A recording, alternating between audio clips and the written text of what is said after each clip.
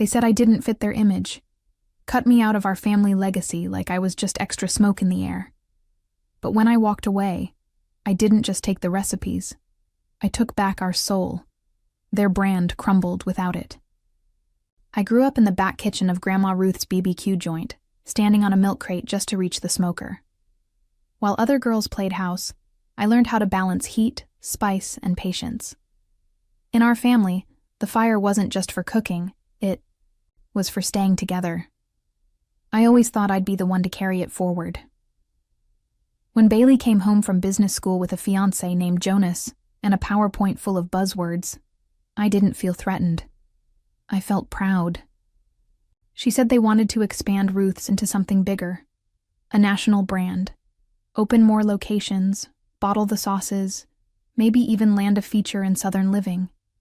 I imagined us doing it together, me with the recipes, her with the spreadsheets. Fire and finesse. She asked me to start digitizing Grandma's recipe cards. I spent weeks scanning, labeling, annotating the notes written in Ruth's delicate cursive. Little instructions like, let the sauce sit a day, like grief, or don't rush the ribs. Nothing good ever came from rushing. I cried more than once. It felt like communion, like legacy. One day, I noticed I wasn't on the email thread for the investor call. Bailey brushed it off, said it was just high-level logistics for now. We'll loop you in for the flavor stuff, she said. I laughed, played it down. I told myself it made sense. I wasn't an MBA. I didn't wear heels. I didn't know how to pitch. Still, something stung.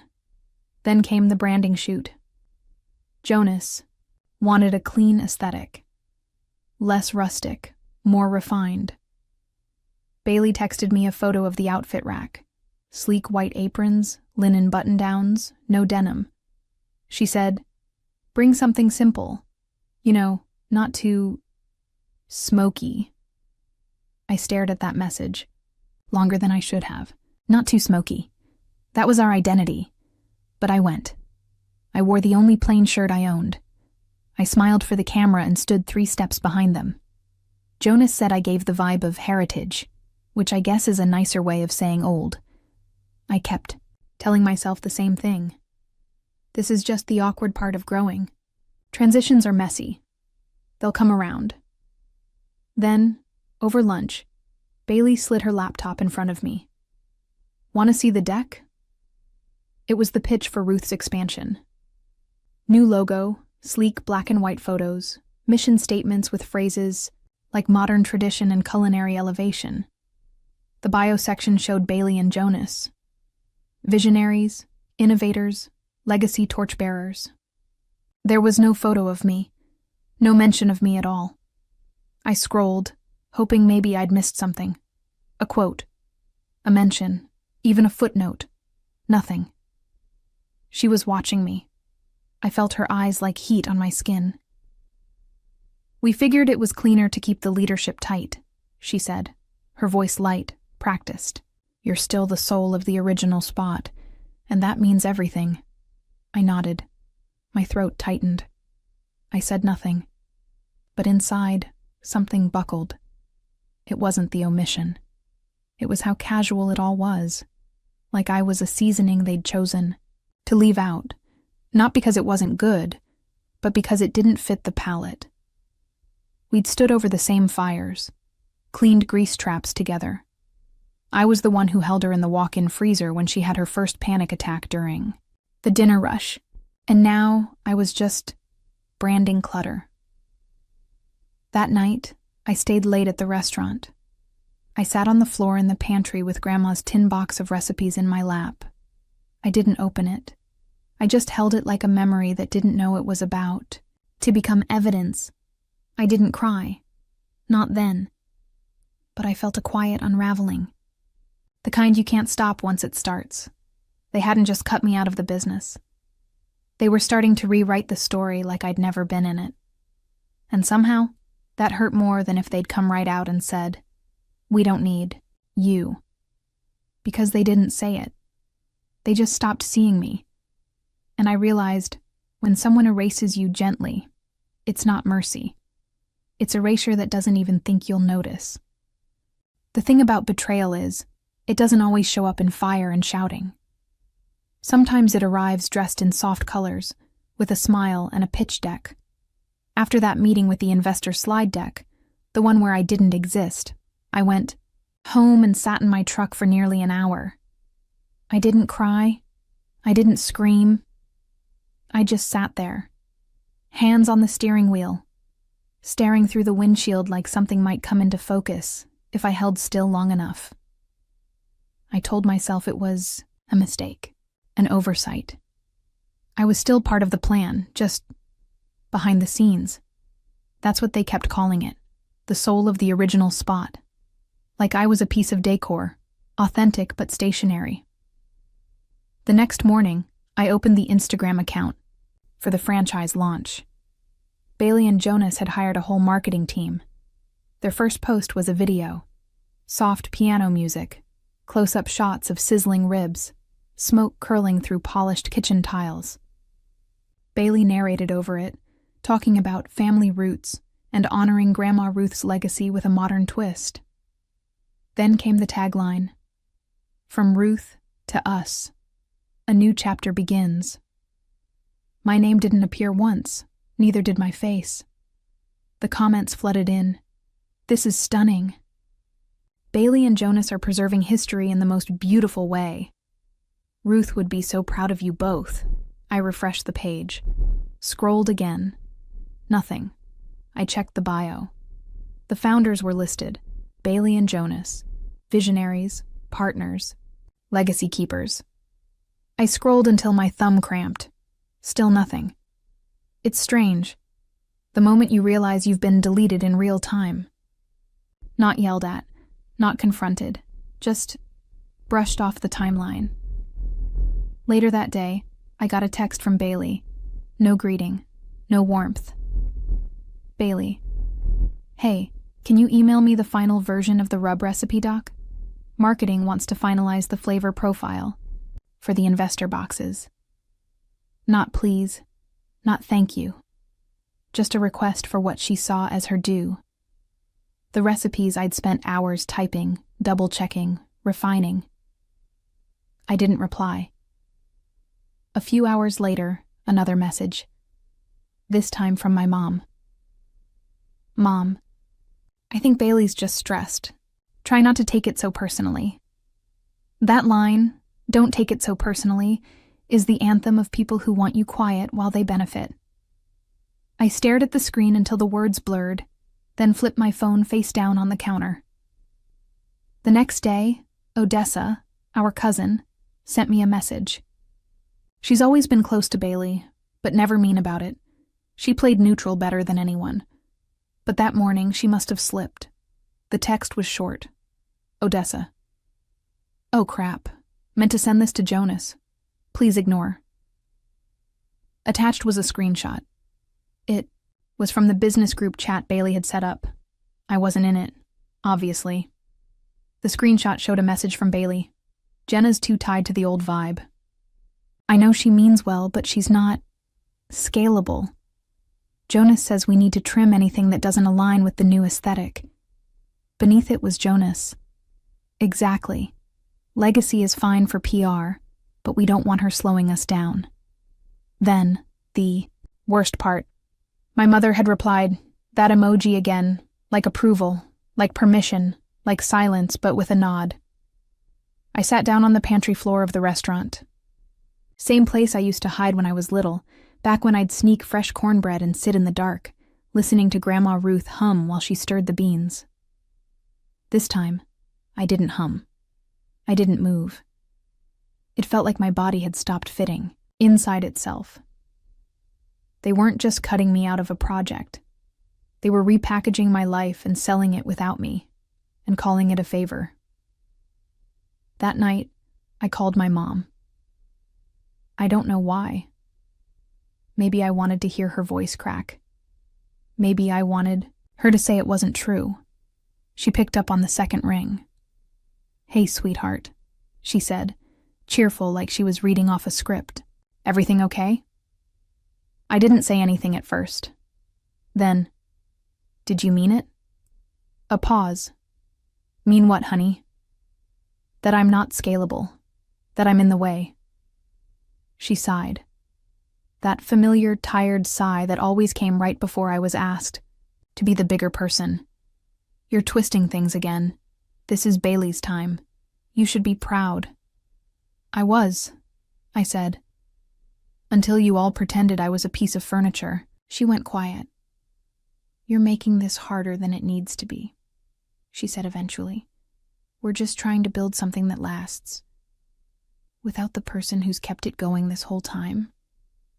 You've always been reliable. We just don't want you to be overwhelmed." Overwhelmed. That was how they framed being erased. As a kindness. I hung up without saying goodbye. That was the last time I called her. The next day, I went to the restaurant early, before sunrise. I unlocked the back door, stepped inside, and made myself a cup of coffee in silence. Then I pulled out Grandma Ruth's recipe box, the old green one with the broken latch. I slid it into my tote bag and went into the office. The hard drive with the digital recipes, I wiped it clean. No backups, no folders in the cloud. Everything I'd given them, every formula, every tip, every modification Ruth and I had tested over 2 decades, I deleted. I didn't tell anyone. No big speech, no dramatic storm-off, just a quiet untying of the rope I'd used to hold this family together. Then, right before I left, my phone buzzed. Bailey again. "Bailey. Marketing's asking again for the rub blend specs. We need it for the influencer boxes. Can you send today?" I stared at her message, then typed one back. "You have the name, but not the soul. Don't expect me to save your hollow empire." And hit send. She didn't reply. I drove to a cabin too. Town's over. One Grandma used to rent when she needed a break from everything. I unlocked the door, dropped my bag, and sat at the tiny kitchen table. There was a small grill on the porch. I lit a fire. As the smoke drifted up into the dusk, I felt something let go. Not them, me. I wasn't waiting anymore. Not for their respect. Not for their apology. Not even for their collapse. I wasn't trying to belong in a version of the story where I was always meant to be the background. I deleted the evidence. Now I was rewriting the ending. It didn't take long. 3 days after I deleted the files, I started hearing whispers. The test kitchen launches failed. The ribs were bland, the sauce inconsistent. Bailey tried to tweak the recipes herself, but you can't copy something when you don't understand where it came from. The flavors didn't stick. Neither did the investors. A week later, the influencer boxes went out. People posted photos, confused captions. "Looks great. Tastes. Okay?" Some asked where the real recipe went. A few old customers from our original spot commented, "That's not Ruth's rub." The brand lost steam before it ever left the ground. And then came the fallout. One afternoon, I was sipping sweet tea on the porch of the cabin, the sky turning that soft blue-gray before dusk, when my phone lit up. Bailey. 4 missed calls, 2 voice messages, 1 text. "Please. We need to talk. It's not working.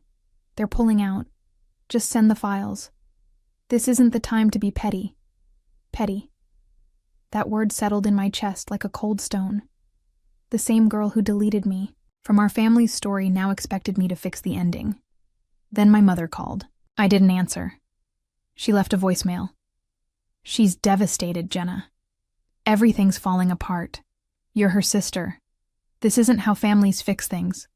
No apology, no ownership, just expectation. Like I was the firefighter for a blaze. They lit behind my back."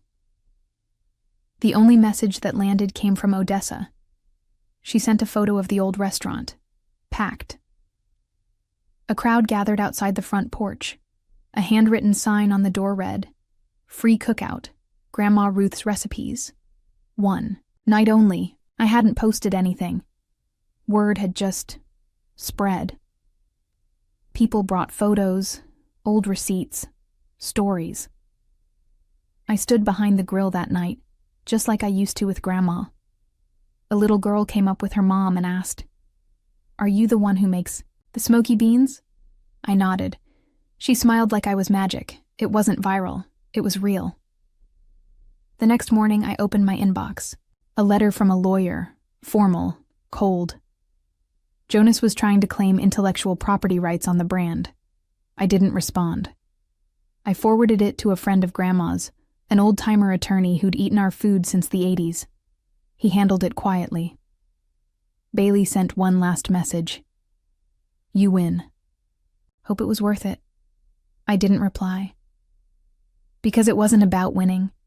It was about remembering what I was never supposed to forget. Later that week, Odessa showed up at the cabin. She brought a letter. Said Grandma had written it before. She passed, left it tucked in an old cookbook. It was short. "Jenna, if they ever try to take the story, let them. You hold the fire. They can't sell what they don't understand. Keep the soul safe. Ruth." I read it 3 times, then folded it into my wallet. That letter didn't feel like a weapon. It felt like permission. I didn't reopen the restaurant. I started something smaller, a cooking circle. Just a few women, Sunday evenings, teaching them Grandma's recipes. Not to sell, to remember. The first time I taught someone how to fold Ruth's cornbread dough, I felt something click back into place. Not like the past returning, but like I was stepping into something that had always been waiting. I didn't miss the calls. I didn't chase closure. I let silence do the talking. Now, every Sunday, I light the smoker behind my house. Students bring their own aprons. We cook. We laugh. We talk about what it means to preserve something without turning it into product. And when people ask if I miss being part of the big launch, I just smile. Because here, in the backyard with smoke curling through rosemary, I finally feel like I belong. I used to think loyalty meant staying, even when I was being erased. I thought silence was grace, that love meant shrinking yourself for the sake of peace. But peace built on erasure isn't peace. It's permission to disappear.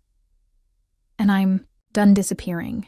Have you ever had to walk away from something you built just to protect your peace?